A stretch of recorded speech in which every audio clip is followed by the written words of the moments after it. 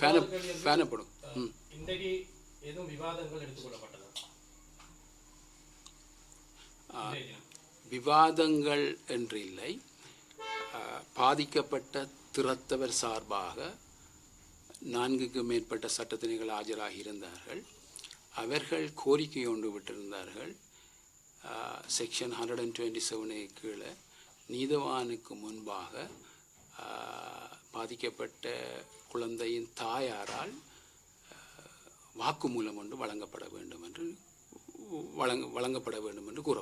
கேட்கப்பட்டிருந்தது. அதே சமயம் இப்போ இந்த குற்றம் சாட்டப்பட்ட இந்த ஆசிரியர் சார்பில் சமூக வலைத்தளங்களாக இருக்கட்டும், பொதுவெளியிலாக இருக்கட்டும், நிறைய தடவை அவருடைய குடும்ப படங்களோடு சேர்த்து அவருக்கும் பிள்ளைகள் இருக்குது, மனைவி, இவங்களை காண்பித்து ஒரு விதமான பரப்புரை மேற்கொள்ளப்பட்டது. இது சார்பில் இதற்கு என்ன நடவடிக்கை எடுக்கலாம்னு நீங்கள் சொல்லுங்கள். நான் இந்த கடந்து சொல்லிக்க நான் கூறியிருந்தேன். இந்த பெண் பிள்ளை பாதிக்கப்பட்டது நாங்கள் ஏற்றுக்கொள்ளணும், அது பாதிக்கப்பட்டிருக்கு. ஆனால் அதே மாதிரி அந்த ஆசிரியர் 2 குழந்தைகளின் படங்கள் பிரசுரிக்கப்பட்டது, அதுவும் உரிமை மீறல் தான். அதுக்கும் நடவடிக்கை எடுக்கலாம்.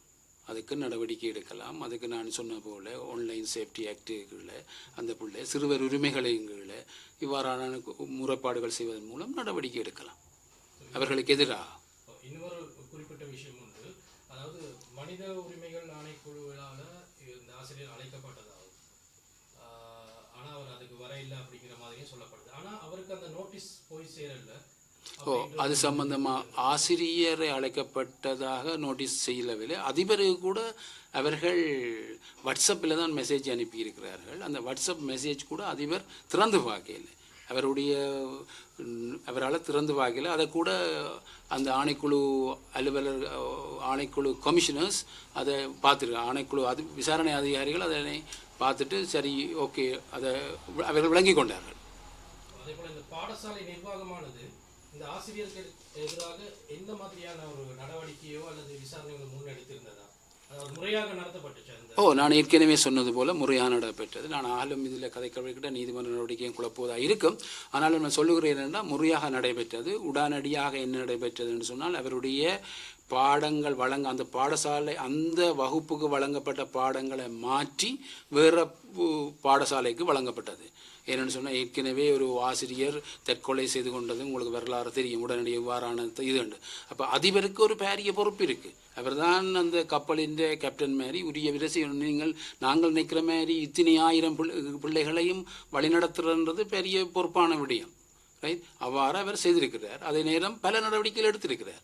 அதை எடுத்த சம்பந்தமாக வாக்குமூலங்கள் அனைத்தும் போலீசாருக்கு வழங்கப்பட்டிருக்கிறது, தொடர்ந்து நடைபெற்று கொண்டு இருக்கிறது. இதில் முக்கியமாக பார்த்தோம் என்று சொன்னால், கடந்த வெள்ளி மட்டும், எனக்கு இன்றைக்கு என்ன நடந்தது தெரியா, வெள்ளி மட்டும் பாடசாலைக்கு வந்த பிள்ளைகளும் ஆசிரியர்களின் தொகையும் பாரிய குறைவு. அவர்களுக்கு தங்களுடைய பாதுகாப்பு இல்லை என்ற அடிப்படையில் பலர் வேற இல்லை என்று தான் கேள்வி. புது அதிபர் வர்றது, நான் இவ்வளோ நேரம் கழிச்சது பழைய அதிபர் சம்பந்தமாக. இப்போ புது வெள்ளிக்கிழமையிலிருந்து புது அதிபரும் வந்துட்டார்.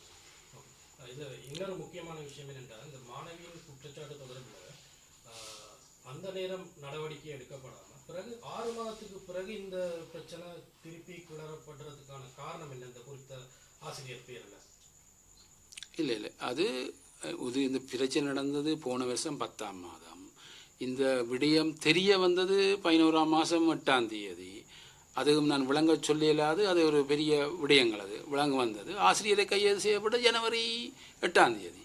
அப்போ 6 மாதம் சொல்லலை. அது அந்த காலப்பகுதியில் நவம்பர் 8 வந்தது, ஜனவரி அவர் கைது செய்யப்பட்டிருக்கிறார். 6 மாதம் போகல, இப்போதான் 6 மாதம் ஆயிருக்கு. சமூக வலைத்தளங்களில் போகிற விஷயங்கள் பெரும்பாலுமே முதலா அந்த பெற்றோர் கொடுத்த வாக்குமூலங்கள் தான். முதல்ல இலங்கை ஆசிரியர் சங்கத்தை நாடி அவங்க மூலமாக ஒரு ஊடக சந்திப்பை ஏற்படுத்தி ஊடகங்களுக்கு, அங்கே எல்லா ஊடகங்களும் ஊடகங்களுக்கு சொன்ன கருத்துக்களை வைத்து தான் சமூக வலைத்தளங்கள் எல்லோருமே ஒவ்வொரு விடயத்தை பகிர ஆரம்பித்தாங்க. அதுக்கப்புறமா இன்ஸ்டாகிராமில் அதுக்கு முன்பதாக, ஊடக சந்திப்பு நடப்பதற்கு முன்பதாக இன்ஸ்டாகிராமில் ஒரு ஆசிரியர் ஒரு வீடியோ ஒன்று போட்டு அது வைரல் ஆனதுக்கு அப்புறமா நிறைய விடயங்கள் சமூகத்தில் பேச ஸ்டார்ட் பண்ணாங்க. இப்படியெல்லாம் இருக்கும்போது தாய் தந்தையர்கள் இந்த மாணவி இறப்பதற்கு முன்பதாக ஒரு கடிதம் எழுதி வச்சதா சொன்னாங்க. அதுல இந்த விடயங்கள் குறிப்பிடப்பட்டிருக்கதா சொன்னாங்க. சம்பந்தப்பட்ட குற்றம் சுமத்தப்படுகின்ற ஆசிரியர்களுடைய பெயர்கள் அதில் இருப்பதாக சொன்னாங்க. திரும்ப அந்த படத்துல ஒரு படம் வரைஞ்சி வச்சிருக்கதாக ஜனாதிபதி செயலகத்துக்கு முன்பு சொன்னாங்க. இப்படி பல கருத்துக்கள் இருக்கு. அதே மாதிரி பெற்றோர் முதல்ல சொன்ன விடயம் தான் சட்ட வைத்திய அதிகாரி இந்த அந்த அறிக்கையை சமர்ப்பித்தது அடுத்துதான் அவங்க தான் பம்பலப்பிட்டி போலீஸ் நிலையத்துக்கு முறைப்பாடு செய்யறதா. இதுல உண்மைத்தன்மை இருக்கா? நீங்க எப்படி பாக்குறீங்க? இப்ப நீங்களும் இதை பத்தி தேடி பார்த்துருக்கீங்க.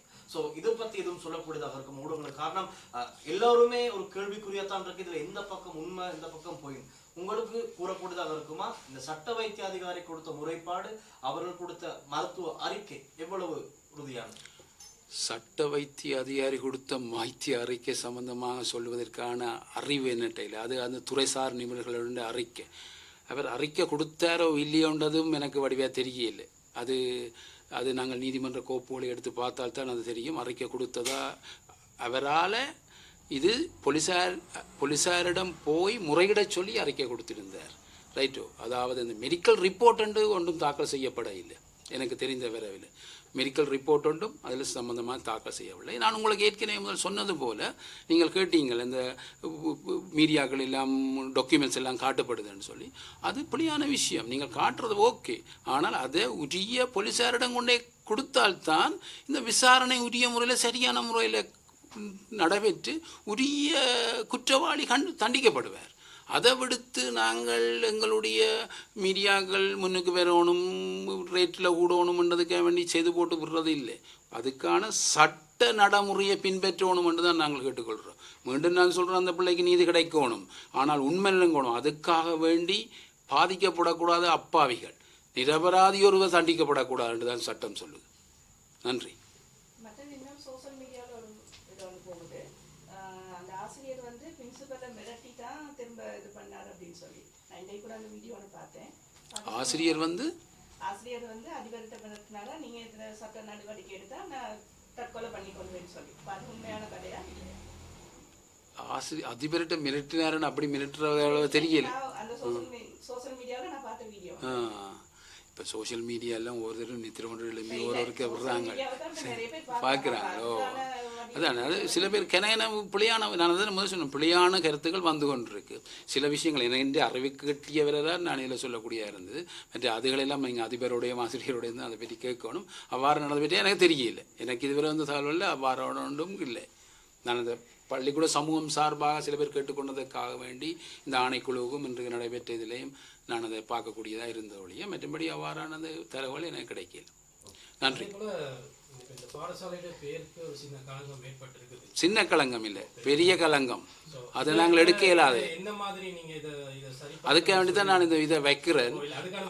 முக்கியமான பிரச்சனை என்னென்னு சொன்னால், அந்த வழக்கு நடவடிக்கைக்கு இடையூறு ஏற்படாமல் வழக்கு நடக்க முடிவாக பிற்பாடு ஒரு சிலர் எங்களோடையும் சில சட்டத்தண்ணி குழாமோடையும் தொடர்பு பெற்றிருக்கிறார்கள்.